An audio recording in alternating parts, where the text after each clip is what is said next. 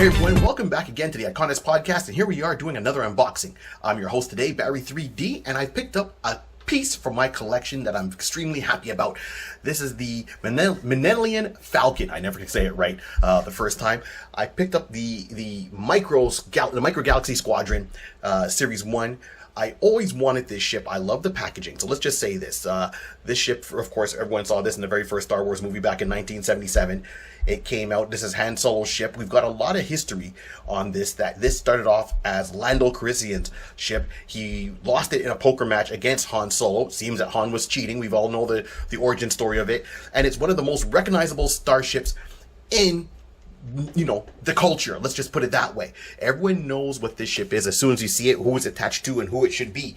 I wanted this ship way back when it first came out back in like 1978, 79, and wanted it. And, you know, I ended up getting other things for Christmas, and that's okay. And, you know, it was a big box.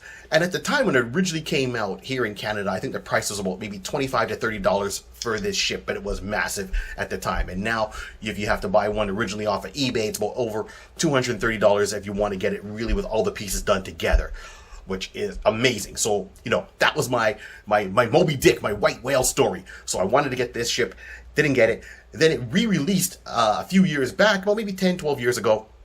You know, once again, the original size, everything, packaging, and it was like about $200 over at Toys R Us. I saw that there myself, $199.99. You know, just call it what it is. And I'm like, don't got the budget for it. So, you know, as time goes on, I said, I always wanted to have this ship. Star Wars, you know, they came up with the Micro Galaxy Squadron. I turned around and said, yes, at this point, I'm getting this ship to at least say I have it in my collection. And here we go. I'm going to open this up here for the first time. It looks really nice with the packaging. You know, so far, I like what I see. And finally, after all these years, got my own copy of it, which is totally exciting. So this is why I wanted to do something. Once again, I haven't done an unboxing for a long time. And said, why not? Because most of the time when I get my stuff, I don't want to open it. You know, unless I do it made for the movie originally. Keep in mind that, you know, there was a lot of things going on. So the first ship that was designed for the Falcon, this is not the original look of the Falcon. The Falcon was very oblong shape, and they ended up using that ship in the opening sequence for, you know, Princess Leia at the time, when she was escaping from the Empire. Darth Vader, excuse the background noise, Darth Vader was chasing her down, you know, in A New Hope. And that was something similar what the Falcon looked like. And then George Lucas looked at it, and he spoke to John, who was the designer, and said, no, it looks too much like the Eagle from Space 1999, and wanted to have a different look. And he goes, okay, well, what kind of look do you want for Eagles? Think more saucer. Think more flying saucer as opposed to rocket ship. And John Luciano speaks about this in his book, where he talks about the Falcon and designing the spaceships for Star Wars, and that's where it came more out. And henceforth, we have this wonderful, wonderful ship that I finally am able to get my hands on after all these years. You know, the great thing is, the original ship only came with a figure. This one comes with, you know, at least 4 of them. We don't have Luke Skywalker. He has his own ship that he's going to show up in. But we've got Han Solo, Princess Leia, Obi-Wan Kenobi, and Chewbacca. These are the main players in there. I'm very happy with them. And the size and scale reminds me of the Battlestar Galactica when it came with its first original run back in the day with their spaceships, their Vipers. The figures are a little bit bigger than that when it came over that. But when they had their Vipers and the Cylone Raiders, that's you know, what it reminds me of a lot. So now there, so we've got the turret, we've got their satellite array, and we got the figures that would go inside of that. So if we're taking a look at this underneath, the detail on here is really phenomenal. It looks right out of there. I'm not disappointed with that at all. I know it does have lights. It lights up and sounds, and I'll get to that in a bit once I figure all the pieces out. So we're going to go bit by bit. It's got its landing gear underneath. The landing gear seems relatively easy to open. Oh, okay. So you open one and you get the other 2 that pops out. So it's got 5 pieces to keep it stable, just like how it was. 2 buttons here in the back that you kind of release the lock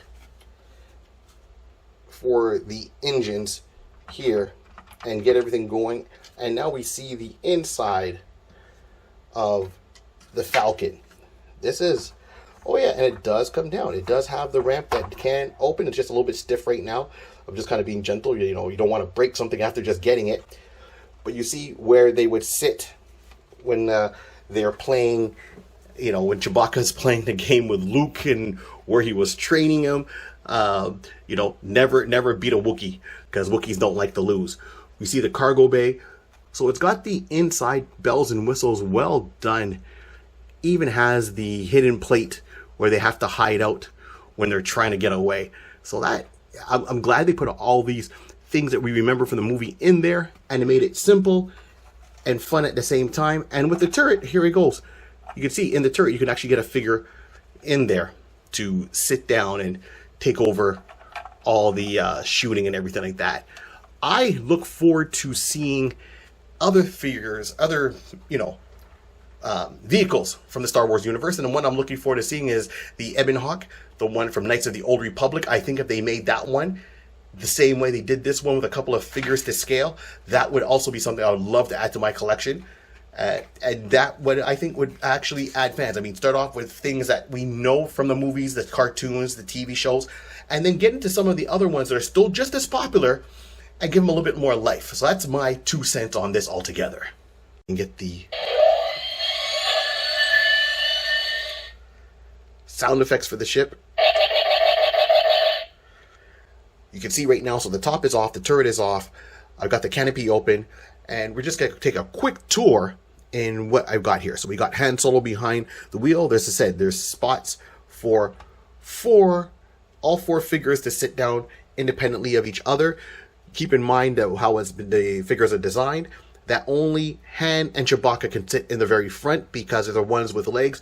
Leia has on a skirt, and so does Obi-Wan Kenobi. He has on more of a long robe, so there's no space. They have to sit more in the back. So right now what I've done is I've got Han Solo here flying, which I know usually it's Chewbacca, but hey, this is his ship. Let him have his fun. We're going to close the canopy there so you can see that how that looks.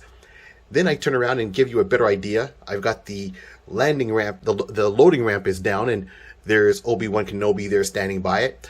The turret is off, so I turned around and I've added in Chewbacca here, as you can see, into the turret, so you can get a better idea, and then it snaps into place. So it goes in a certain way with the gap here, so that's how it slides down. And then once you turn it, it stays locked into place. And you can actually see Chewbacca from this side, or whatever figure you choose to put in there. So I'll do a close-up after. You can see that Chewbacca's right there. Now, it might look weird with the floor. It looks like there's a depression. That's actually the floor panel that actually comes out. It even has like the dirt in there already done to give that grimy look. So you could tell it's been well used. And this is where people would hide in the floorboards going forward. So here we have, you know, Princess Leia. So they could say, hey, they're smuggling Princess Leia. She could be down in the floorboard hiding, and let's just put her in there for now. So you can at least get an idea of what it would look like with her hidden in there. I'm not locking it in because it's really tough to get these pieces to come apart, and you're always afraid that you might break one. So, you know, I'm going to take Leia out for the time being. I don't want to forget her in there. And the scale ratio is really nice for how it is. You know, the scale ratio is really nice for how you see it with the characters alongside their, you know, the everything they need. So I'm going to put it in. You can see there's a spot here that you can actually gotta pull. Usually I had to use an X-Acto to open that up because I said it was really wedged in there tightly, and it snaps in. And there we go. So this here, and this the Falcon, pretty much all the pieces together. Even getting the loading ramp down, you're gonna have to give it a good jar. I used, once again, a X-Acto knife, so really be careful just to get into the little gap to give it the initial unsnapping. I found those joints were really tough to manipulate, but once again, a well done piece of machinery. And I'm just going to, and the figures are more durable than I thought, and they're posable, which makes it a lot more easier to put in here. So let's see how my fingers do when getting these characters in here somewhat. It might not go in there as pretty as I want them to go in, but you know, you get the gist of the idea of it. So here we go. We got this in here. I gotta give it a good snap forward. I didn't do it with Leia to kind of get them in the seats, so they don't look so pretty going in when I'm going in there or what I wanted to do. But for now, I will just kind of leave them, you know, around the table. Maybe this will look a bit better. I know when I move it, they will kind of fly back and forth. And because they're so tiny, it is a little bit hard to get them in and out. So you know what? Leia's gonna stay there for right now. She's gonna keep having company. She's a backseat driver. There we go. So we close the good old canopy for the cockpit. And here you go. And then I'm just gonna snap this on top so you'll see how it all plays out together. You know, I'm gonna do a little quick intro so you see what the inside of it kind of looks like a bit better overall, so you have a better understanding of it. So here we go. We're just going to do a quick close-up right about now. Very tiny, which I did expect. I did know it was going to be like that. There's no complaints about that. I mean, it does say micro on there, so be prepared for that. So if you get some of the smaller vehicles, you'll see what I mean by how tiny it can be, but really great details overall. So let's put the whole thing now together to give you the overall effect. Alright, so now I've got that piece going in here, and hopefully it slides in the way it should. And then I give this a good, got the full effect of it. Hit the, once you have the effects engaged,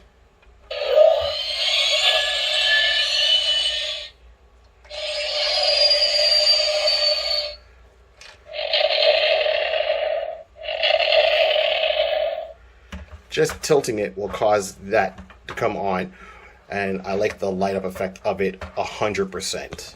But this has been the unboxing of the Millennium Falcon here on the Iconist podcast.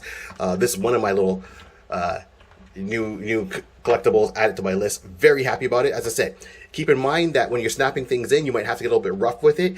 So, you know, just be gentle when applying the pressure. It might seem like it's going to break, but this seems a lot more durable than I thought it would be.